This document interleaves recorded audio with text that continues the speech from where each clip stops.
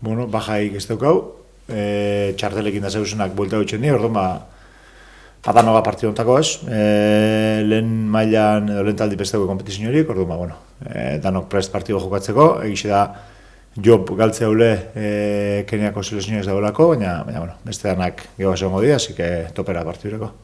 Bai, egixe da hori ez, lehen maila igotzeko kandidatuen artin dauen talde bat dela, egixe da golasko itxitxule, kanporretxik aurrera bueno, kalitate askoko jokalari dugu zela, eta ez da lagutzeko horreza izango, ez? Baina, bueno, beti zate hone, hemen azkain daukau zuerti bigarren mailan jokatzeko, eta bigarren maila hontan jente asko dago, ez? Lehen mailan jokatu dagoena, edo hortik gertu ondona, eta bueno, beste azte betez, hori ez, lehen mailan partidu asko jokateko jentiakuiko aurrin, kalitate handiko jenti, eta horrek exigiko esku, euneko eune.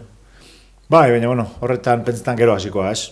Nik uste, urrengo partiduk prestatzeko ere igonena partidu irabazti dela, eta gu horretan zentraukoa, ez dut zau hori ez, igandetik aurrera pasetan dara izo behitxuko, momentun igandin daukauz gure begixek, eta bueno, igandin topera urten, eta gero pasetan dara, uste gunin beste partidu bat baina hori pixkat astelenetik aurra zikoa begire.